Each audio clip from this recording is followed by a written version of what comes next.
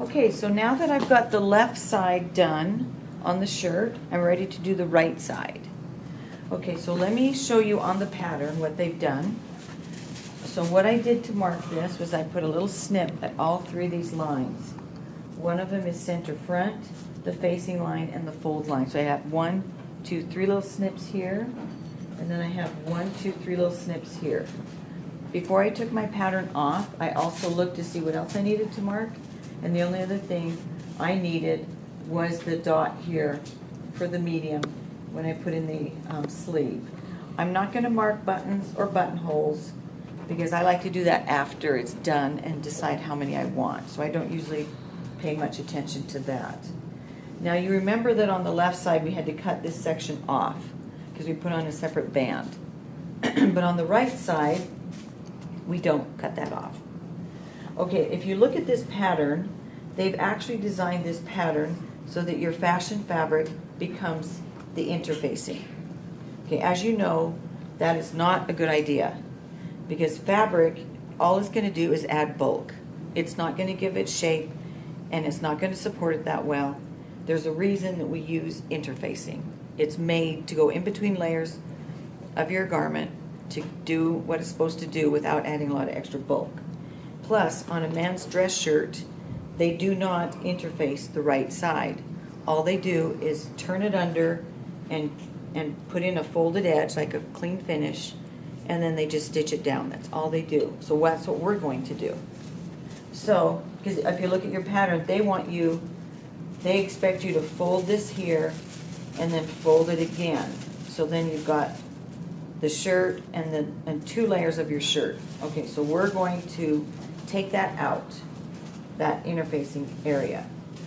But what we have to do is, because we still want to fold it underneath and turn it under, we're not going to cut out the entire section.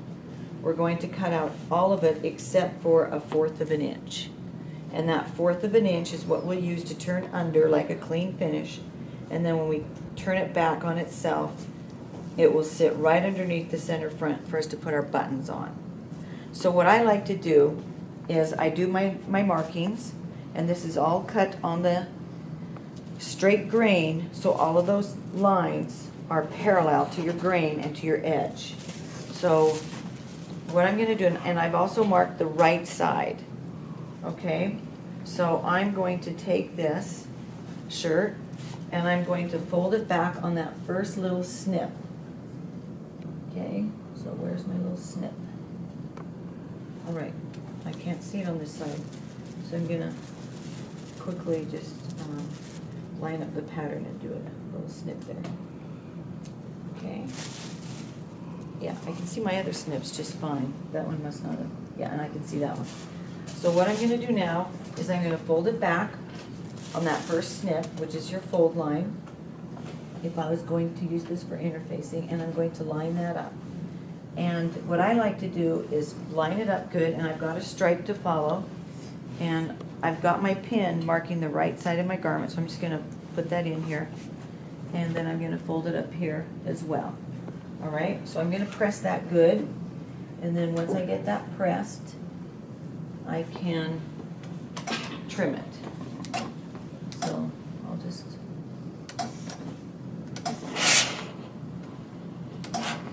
see, and I should be measuring this, except that I'm cutting it along one of the stripes so that I know, and so I'm pressing it along the stripe so I know it's on grain. Except I got the wrong stripe down there. So, okay, maybe I better measure this. Wait. Okay, there. All right, I got the right stripe now. Yeah, you have to be careful on this. When I get this done, I'm going to iron it. Iron it, and then I'm going to just check and make sure that I've got the amount that I want. Okay, that's right there. And just, I'll check this. Okay. All right, so I'm right on that line. Make sure that looks good. Check it, and Okay, that looks good. Okay, now that I've got that done, I'm going to flip it out. So I've got a nice crease there to follow. And now I'm going to chalk 1/4 inch. Okay, and it works easier for me because I'm right-handed if I kind of fold it out like this. And I'm actually going to do it on the wrong side, just in case, on this chalk. Okay, so I'm going to go 1/4 inch from that edge where I've done the crease. Okay, and there's that one. All right. Okay, and then I'm just going to chalk that. And this is our little chalker.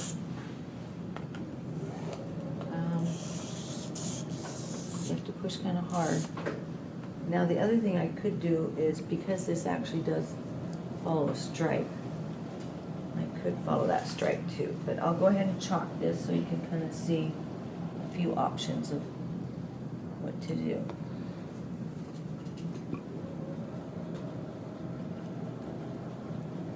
Okay, let me get that straight.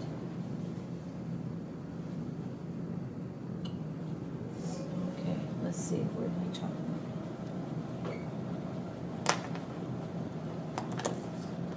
Okay. All right, so we're still working here on the right side, and as what I did is I cut out that little middle part because I don't want fabric interfacing. Then I went ahead and trimmed out and left 1/4 inch, pressed it under, and turned this to the wrong side, okay? So here's my pin showing me that this is the right side of my fabric. So I want this on the wrong side. So now I'm ready to just stitch right along this edge.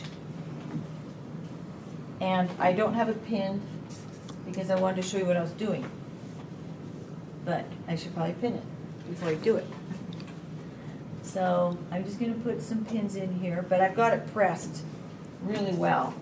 So it should hold just fine. But I'm going to do this to make sure my fabric doesn't start dragging and creating a problem as it goes through the machine. Okay, and you can, if I've been extremely accurate on my amounts that I've turned under, I can go ahead and do this on the wrong side so that I can use this as a guide to be right next to it. But what really counts is that on the right side, I'm the same distance all the way down. But I've got my stripes matched up exactly, so I should be okay to just go ahead and do this right next to this edge. And I'm just going to stitch along the edge here, so it'll keep that edge under.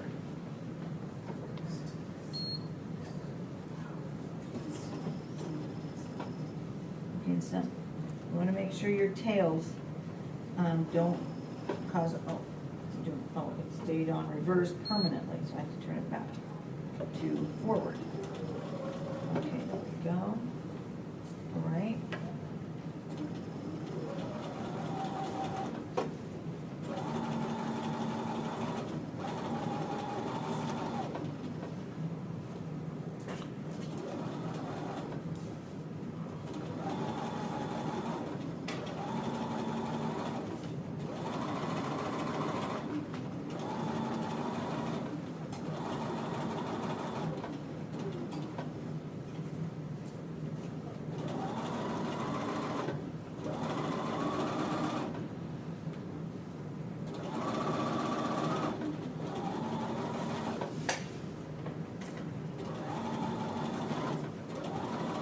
I'm just going to go all the way down this band.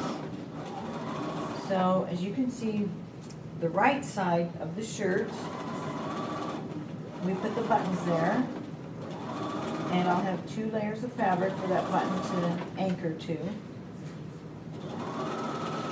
And it's the left side that takes longer because we actually put the band, sew-on band, on the left side. And then it's buttoned left over right.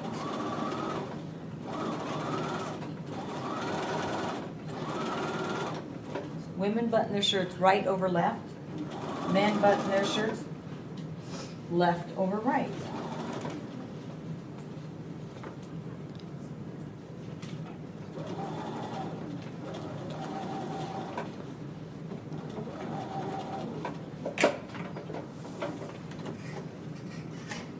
Okay, so there we have it.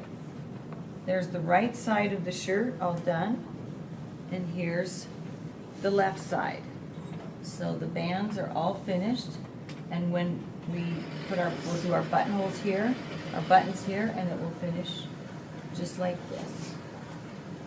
Okay.